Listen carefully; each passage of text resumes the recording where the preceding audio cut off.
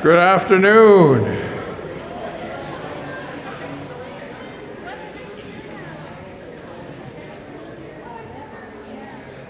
Thank you all for coming. I'm very pleased, and I'm sure Harriet is too, that you all are here.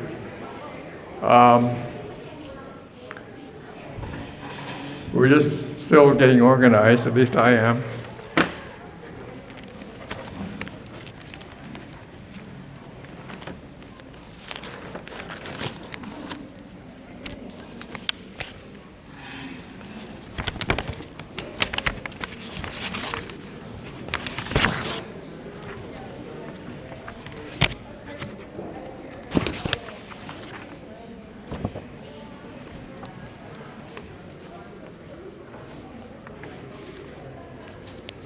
We're here today to celebrate the release of Harriet's book. The title is Haruye A Life Lived. It's a memoir by Harriet. My name is Howard Shimokura. I'm Harriet's partner and co-host for today. I've known Harriet through my wife Jane since we were teenagers.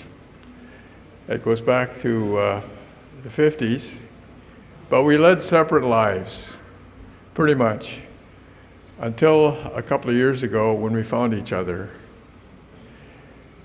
And I found her stories on Facebook very interesting and entertaining, and so I pushed her a little bit, urged her to transform her Facebook website postings into a book. So here we are. We planned a program of fun and entertainment as well as stories about Harriet's life. We invite you all to join in. There will be a session for that later on.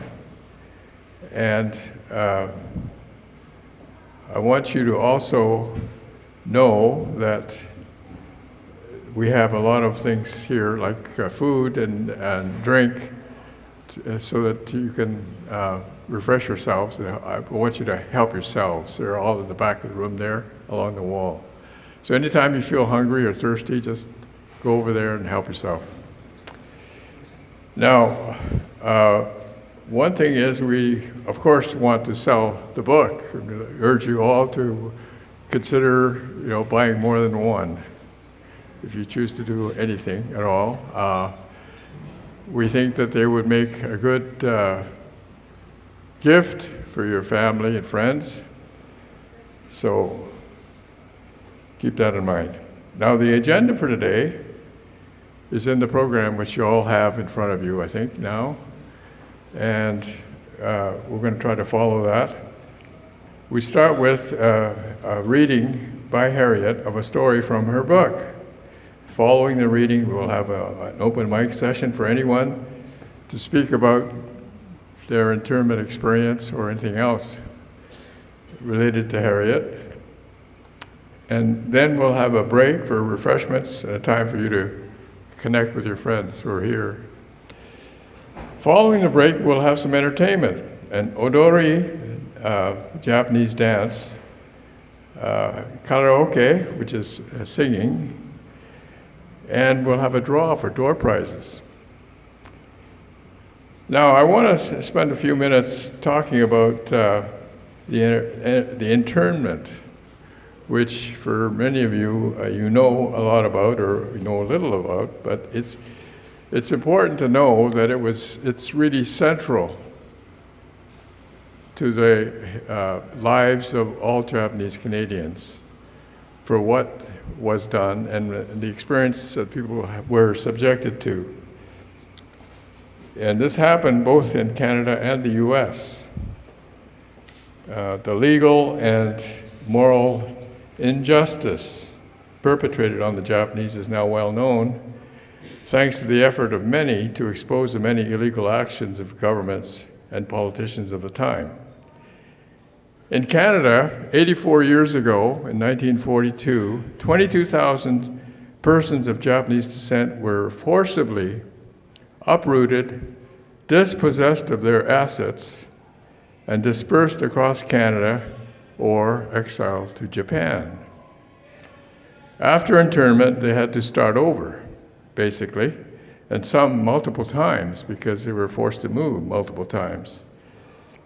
Beginning for many, a few weeks in Hastings Park, which I'm sure you might have heard about actually, which was a staging area for incarcerating people while their homes were being constructed in the internment camps.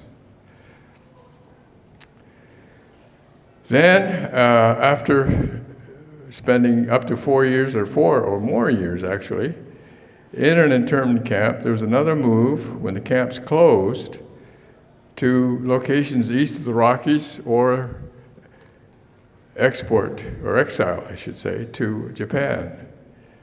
And a few back to the West Coast only after 1949, when all the travel restrictions were lifted. Our families kept quiet about all of this. Some were ashamed, some were very angry, but we all wanted to get on with our lives. In 1988, the federal governments of both Canada and the United States issued public apologies, and they offered redress. In 2012, the BC provincial government followed suit with an apology and redress. Now I want to talk a little bit about the issue of public awareness of what happened, of internment, because it's evolved since the early days after internment. The story of internment remained hidden, and there was very little public discussion of what really happened. In fact, for 50 years, most Canadians were surprised to hear that all Japanese living on the West Coast in 1942 were forcibly uprooted, incarcerated in internment camps, dispossessed of their houses, businesses, cars, boats, its household possessions, and after 1946, dispersed across Canada. Even within families, little information was shared. But now, the internment chapter of Canadian history is now widely known in the general public. And that's because in the past 20 years, many books, documentaries, videos, and other media have emerged.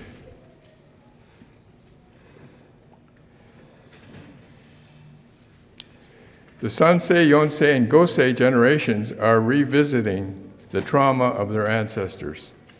And this, of course, is all good. So today we are celebrating the release of another book about JC, Japanese Canadian history, and the internment. It's a happy moment, a celebration, and a tribute to those who endured and survived. Harriet's book is important because she writes about her personal experiences during and after the internment and how the internment impacted her life and the lives of those around her. Her hope is that these stories will inform the generations of Japanese Canadians to follow her. Now, I want to remind you that the book is for sale at a discounted price of $30. I say discounted because the original price was we set it at $35, and we're going to go back to that tomorrow. So if you wish to get the discount, your chances of doing it today are fine, but I don't think I'll say that tomorrow. Anyway, ordering information is on the back of the program for details if you'd like to partake of ordering the book. And hopefully you'll buy the books not only for yourselves, but as gifts for your family and friends. Okay, so now let's get on with the program. The first thing is a reading that Harriet's going to do. So I'll ask her now to come up.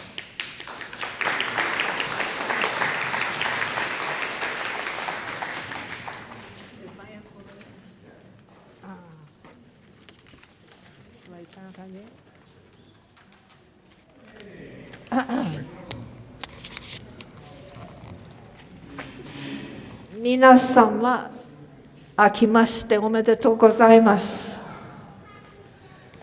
I'd like to thank you very, very much for coming today. It makes my day.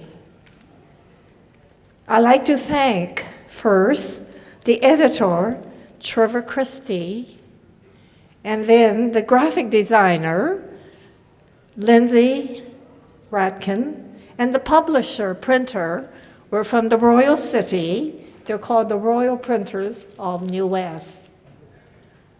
I thank you, Matthew. I thank you, Howard, very, very much for giving me this tireless commitment to my project. They were just amazing. Thank you so very much. I'd like to thank Suzanne Tabata, Laureen Oikawa, and Michael Abe for their very kind comments on the back of my book. Suzanne Tabata writes, a very raw and honest account by a Nisei, a beautiful dedication to her mother.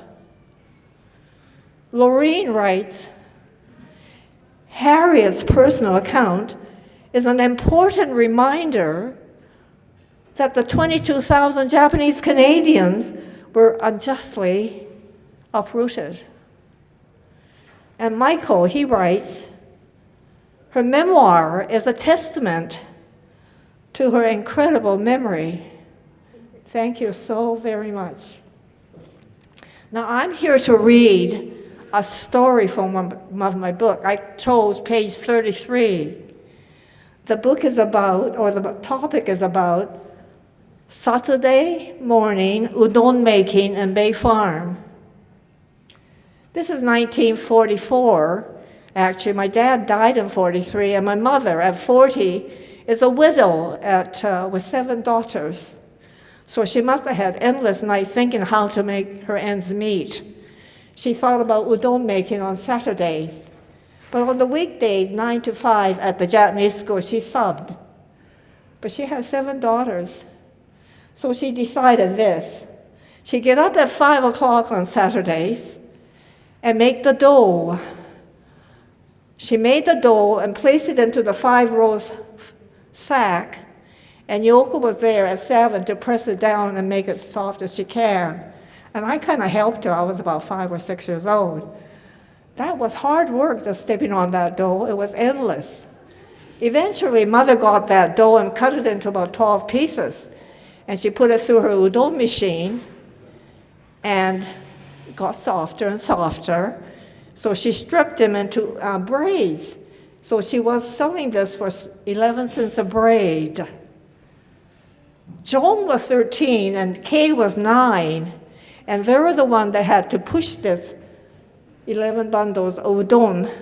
And Mother said to them, go to Popov. You just have to go to one building because there's an apartment there. I don't want you to be knocking at 10, 12 doors. So in the winter day cold, Joan and Kay went by the railway track to Popov, which is about a mile away from Bay Farm. By 4, they sold it all. They came home with their empty sleigh, very tired, very cold. They got home. My job was to deliver the Saturday regular customer. She lived by the railway tracks. Her name was Mrs. Nagazawa. And I would knock on her door, and I said, I didn't know what to say. I said, Oba-san, udon hoshi ka? And she looked at me and sort of smiled and went back to the kitchen to get her 11 cents. And I pocketed that and ran home. Well, that was okay until Mother met her at the bathhouse one day. And she said, you know your daughter, on Saturdays, she knocks on my door and she goes, udon hoshi ka? I was 6 years old. I didn't know how to sell a product, but I got it. You know, my mother worked hard on Saturdays just to buy bread. Bread was 9 cents those days. 5 loaves of bread made 45 cents. You know, with the help of all her daughters to make this udon, I think she pocketed $1.32 for the day. I thank you, Mom, very, very much. どうもありがとうございました。Thank you.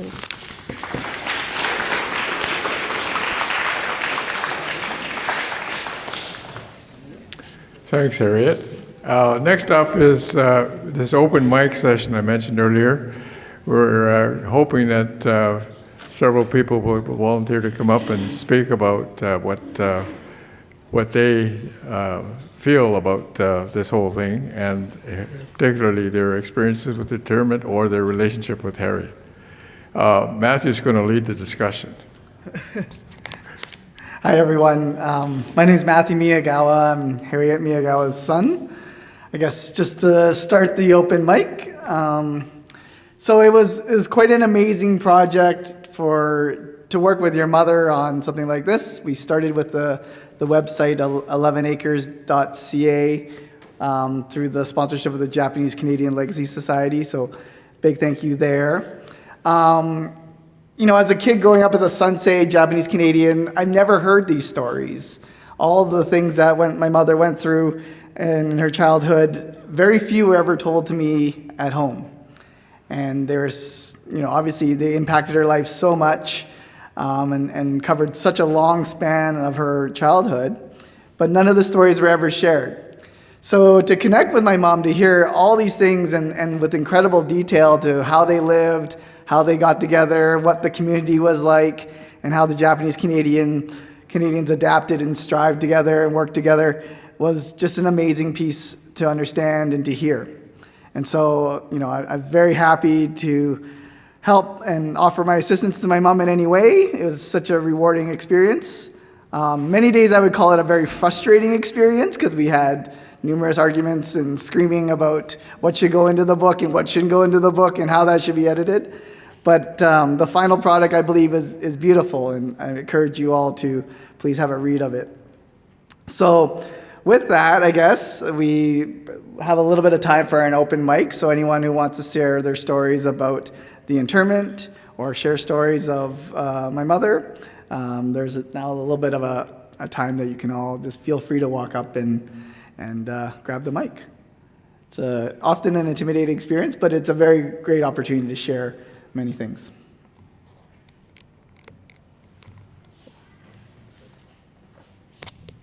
I turned it off, sorry.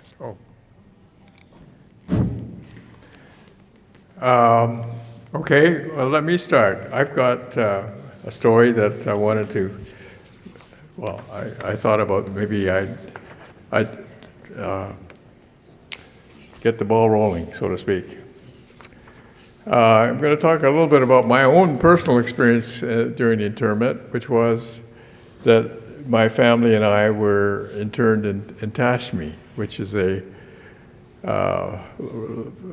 internment camp, which was located now where Sunshine Valley is located now. It's the best way to put that. For many of you who know where Sunshine Valley is, you don't know where it is, actually. It's between Hope and Princeton along Highway 3. It's about 14 miles southeast of Hope. It was the largest camp from a point of view of population. At its peak, it was 2644 or so people resided there.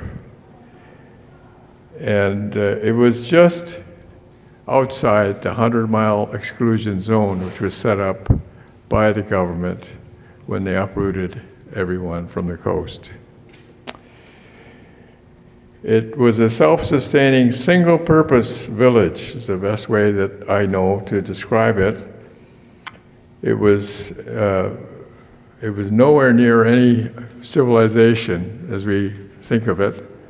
So it's very isolated. So everything was either built there or brought in from the outside. And what sustained the community was basically the residents themselves. They created all sorts of things to benefit themselves, and everyone in the community cooperated. so that they were able to live life, I guess I'd say, for that 4-year period. So everything like food, clothing, household goods, supplies of all sorts of things were brought in from the outside. So the residents had to look after governance, schools, churches, hospital, recreation. It was all sort of purpose-built. Every able-bodied person was employed, and personally, as a kid of 4 to 8 years old, I remember kindergarten, grades 1 and 2, and a lot of play outside of school. And, I'd have to say that, I didn't personally feel the trauma that most residents, especially the older people, felt in having been subjected to all of this. So that's in a nutshell, I guess, what I would say about my experience in internment. Now, a bit of history about Harriet and me, maybe. I can talk a little bit about that. I met Harriet in the late 50s, or mid-50s, late 50s. And she, it turns out, was a very good friend of my wife, Jane, in the internment camp in New Denver. And their friendship carried on through afterwards, but I didn't actually interact with Harriet at all to speak of, other than Christmas cards and letters and things like that, which it was as far as I was concerned, she was Jane's friend. So, but I guess 2 or 3 years ago, 2 years ago I think now, we reconnected, and so now we're together as partners. So that's it. That's kind of what I would say at this time. If anyone else would like to come up and say something, appreciate it. Hi, thank you. Sure. My name is Carol Yamada, and I never take the mic, so here I am. I just want to say, like this. So I met Harriet. I was a participant on the 2024 Tomishibi bus tour, and Harriet sat across the aisle with Vicky, and Harry told some very vivid, she told stories. She told me a few stories, and they were very vivid, and I still remember them, and the way she spoke just connected with my imagination. So I was looking forward to reading her stories. And some of Harriet's stories, she told me things even about my family I didn't know. and I think I'm going to be learning more soon. So, congratulations, Harriet.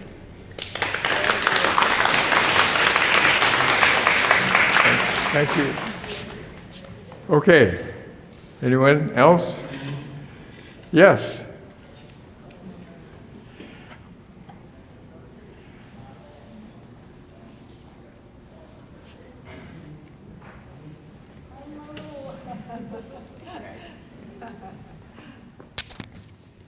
Hello, my name is Barry Inoue. My parents are Joan and Tom Inoue. You might know them. So my mom was sister number 3, and Harriet sister number 5. So this is a more recent story. So my mom was diagnosed with lymphoma, stage 4, I'm guessing about 8 years ago. And she went through radiation and chemotherapy. And Harriet came, because she's a nurse, came to look after my mom, so I thank her very much for that. I remember this one incident that my mom needed to get some fresh air, so we went outside.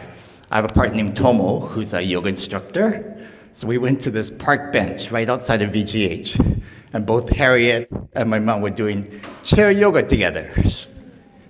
directed by my partner, number one. Number two, so my mom passed away 3 years ago. She was 92.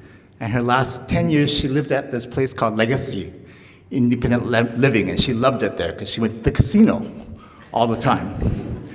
But her last year, she had lots of health problems. She went to emergency almost every month. And near the end, Harriet came again and stayed with my mom to make sure my mom was comfortable. They didn't always get along. There's a few arguments, I remember. But so my mom passed away in August, and she was at the UBC palliative care facility for about 2 weeks. And I remember they had this big argument, but Harriet came to visit my mom to say the last goodbyes. So they had their last nice reconciliation. So I thank you for all your help and support of my mom. Thank you.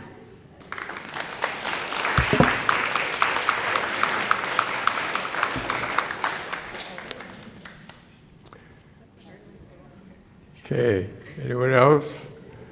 That was very touching. Oh, Mike. So Carol is a relative of mine, and she said, if I go, you'll go, so I have to come up. But I really wanted to come up and say congratulations.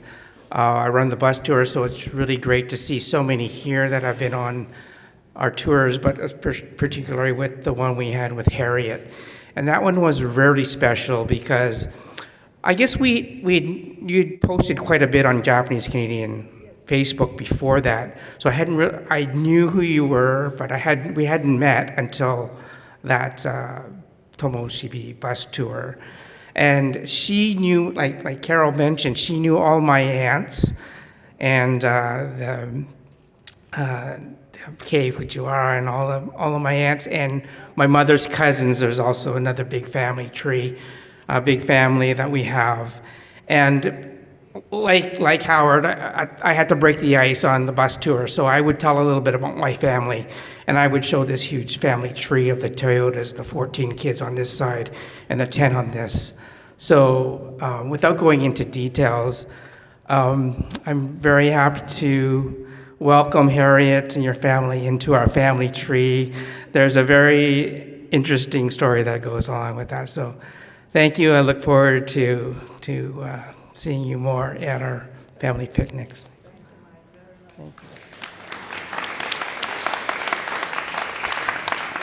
Thanks, Mike. Okay, next. Hi, my name's Tammy Hirasawa, and I was also on that Tomoshibi bus tour with Mike and Harriet and many of you that were on that tour. And I remember one distinct memory I have was standing in the farm across the road from the Popoff, where the Popoff internment site was. And the lady that owns the farm is always very gracious, and we're really grateful that she lets us park the huge bus in her lot, on her farm. And Harriet's standing there, she goes, okay, where was that store? There was a store right here on Popoff. She goes, oh yeah, it was right where you're standing. And then Harriet says, I remember singing all these songs, like a tisket, a tasket, and like all these things. It just like tumbles out of her mouth, just like, I remember all these things. It was so, I feel very special to be able to be there when she was there at that site at that time, and for her to just tell all these stories and these memories. I mean, it was very special to her. Thanks very much. Thanks, Harriet. Thank you. Anyone else?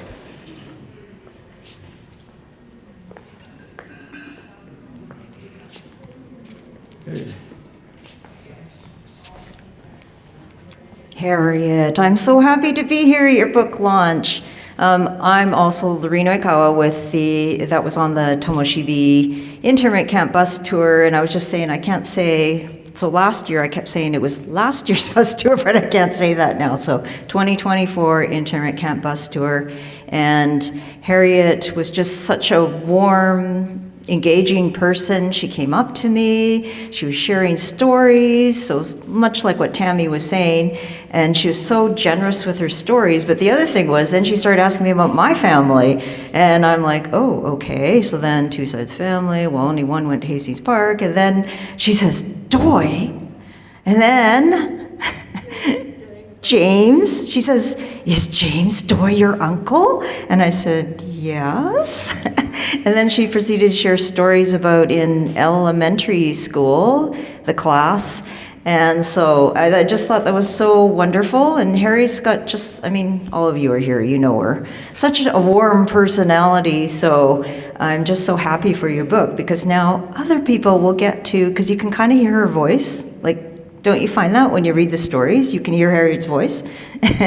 So it's just a beautiful collection of stories and photos and lovely memories. And I am so happy for this book, but I'm very happy that I got to be on the bus tour with you. So thank you, Harriet.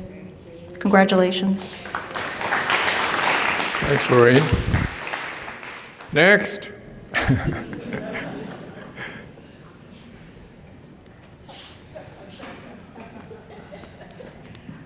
Hi, Harriet. And where's Vicky? Is your sister here too?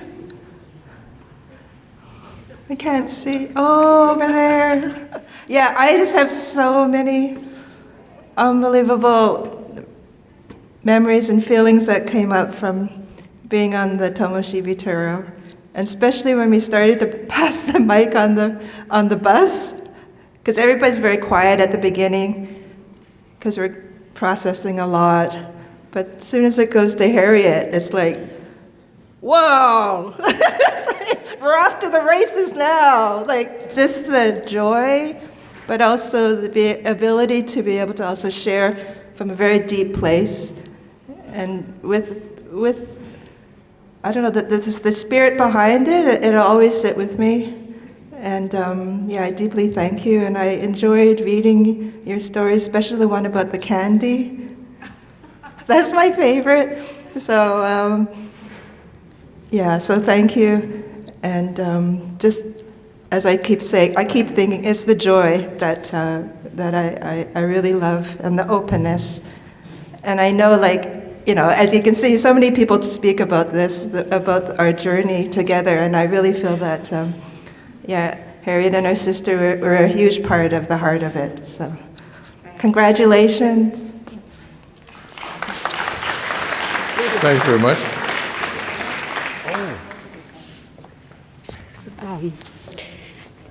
I just want to apologize for being late, and I'm very sorry for that. But anyhow, the reason why I'm here is I lived in New Denver, right across the street from Harriet and her whole family, and her sister, younger sister, and I were very good friends. So I didn't want to miss this, but I did miss part of it. And I'm looking forward to reading your book. I'm sure it's going to be really good. Thank you. Thank you. Thank you. Anyone else? Going once? Going twice? Okay, what we're going to do now is have a break. I'd like to invite you all to help yourself to food and drink, and enjoy the time with your friends. And we'll pick up after a few minutes with the next part of the program. Thank you.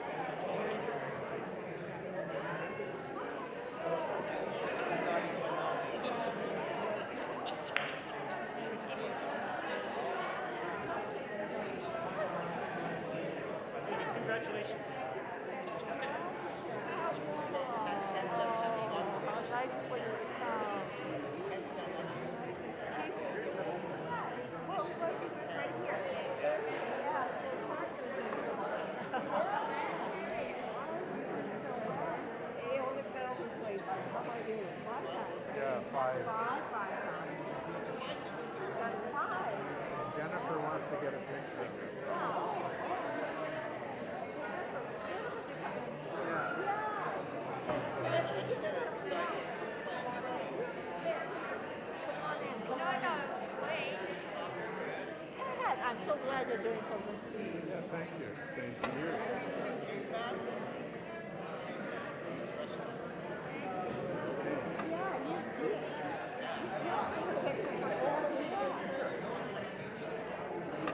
All of it.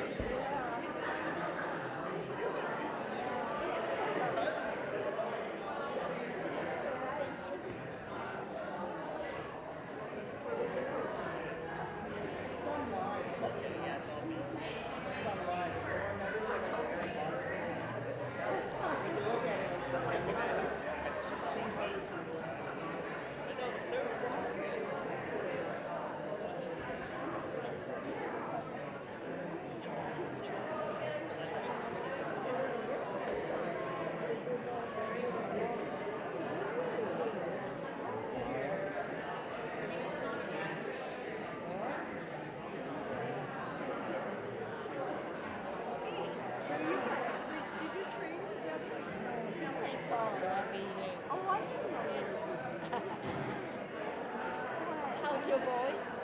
Doing well. Everything well? Mission, by mission. On the way to Harrison Lake.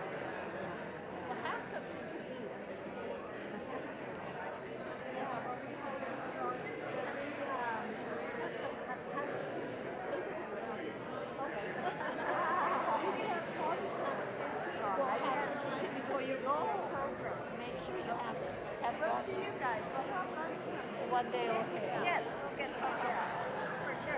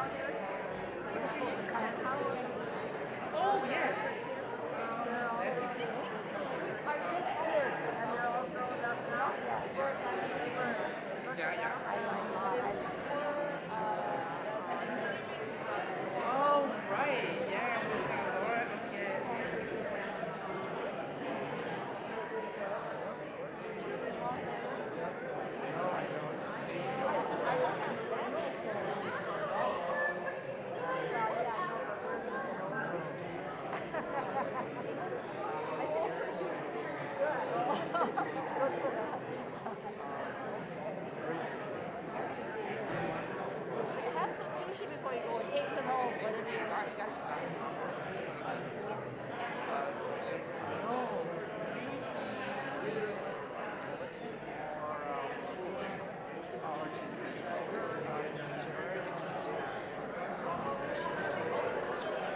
I know, she had so many projects on the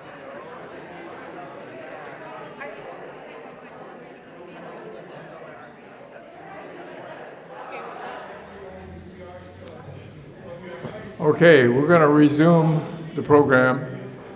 Next up is some entertainment. And I'm going to ask Harriet to introduce the entertainment program.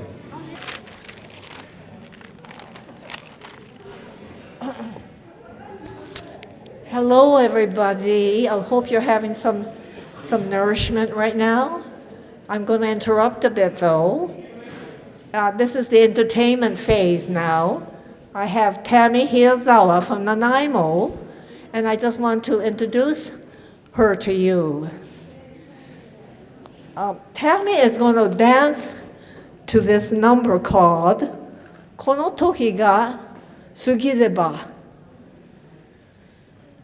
Tammy-san chose this song dance to honor the Japanese Canadians who endured the uprooting and displacement of the past. This dance represents the difficult times they endured and was hoping once the winter passes, they will have brighter days. Nihonbuyo dance is a traditional Japanese classical dance. Suzuyuki Nihonbuyo dance group is led by Mari Kanita of Arizona. She has this dance lesson online. And this is across the world, they take lessons from her. Tammy-san is a Suzuyuki Kai, not Tori. Her dancing name is Hiza Yuki. Now after that, I'm going to sing a karaoke song called Urizun no Koro. Urizun Koro describes the wind blowing gently, the sound of the waters hitting the shore, the refreshing breeze striking the chest of the pebbles of the shore. And you know what? Even if it's painful, on this precious life, I will live on. I want to go back to my hometown, which is now in the time of Urizun. Time of Urizun. Thank you, everybody.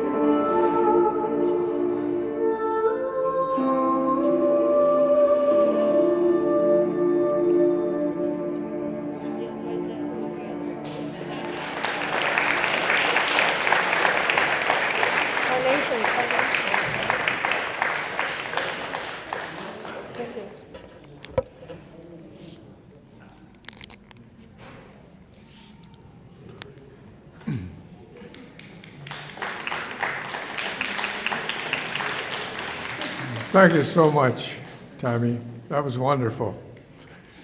Okay. Now,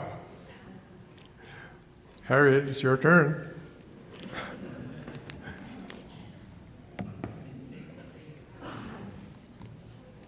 Did you get the card for you? Is the card for you? No, okay. Use this. Don't you?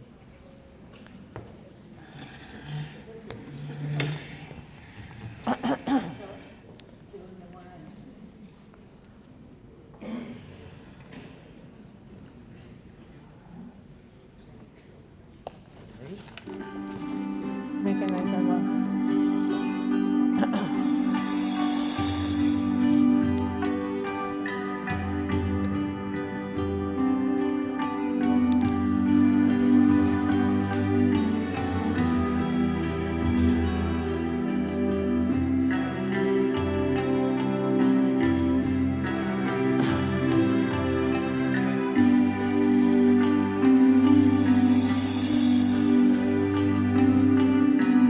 恋破れ夢破れ今宵をまた涙目を閉じて思い出す赤花青い空島の三くどりに大和の水にがく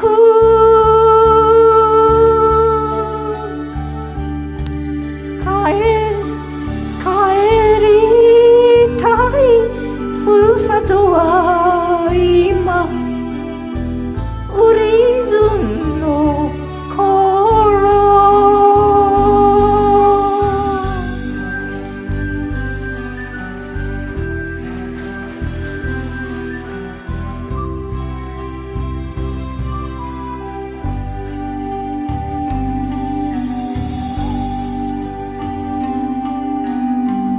母恋し筆だより潮の過去の香る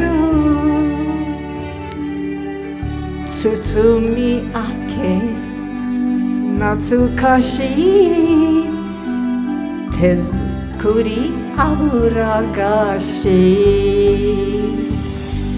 生えよ涼やかに小さきおいの巣に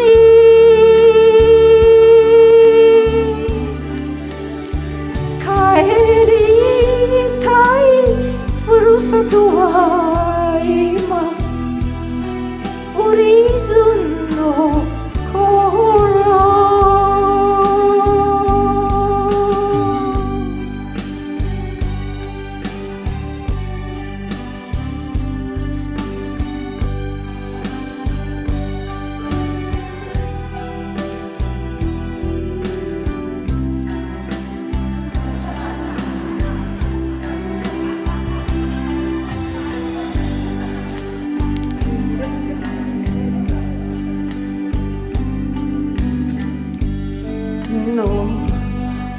ういういしい緑ば胸打つ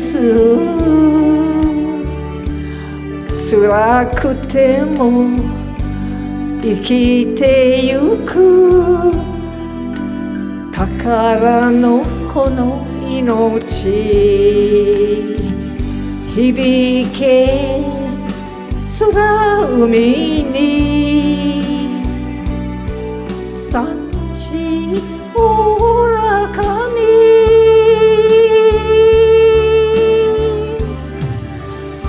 帰りたいふるさとは今ウリズンの頃帰りたいふるさとは今ウリズンの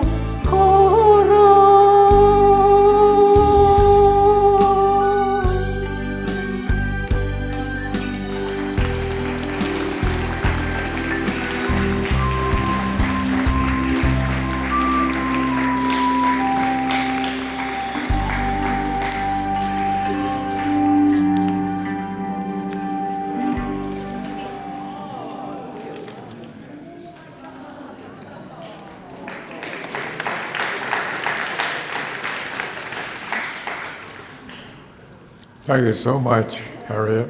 That was wonderful. Thank you, Taizo.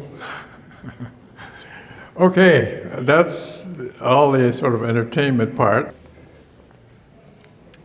I want to thank some people here for what they've done to help us today.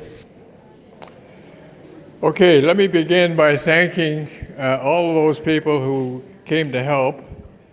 Ray, Joyce, Karen, Kelly, and several other people that I don't remember actually now, but I want to thank them for helping us today. And in particular, I want to thank Yvonne Nakano for the sushi and sandwiches. And Harriet, who made the nigiri. Now, there were a bunch of pastries that Betty, Yoneda, Nancy Yamuchi, Vicky Fukui, and Hiroko, and Sumi Kata made for us. And if you'll notice, there's some ikebana, which is thanks to Mei Ishikawa. And special thanks to Kenji and Taizo for helping out with the performances. Okay, that's kind of it. That's the program as we had planned it, and we're a little ahead of schedule, so that's wonderful. So what I'm going to do is just close now and suggest that you all continue to mingle, eat, and have a good time. We need to be out of here a little after 3 o'clock, so that's the deadline. Thank you so much.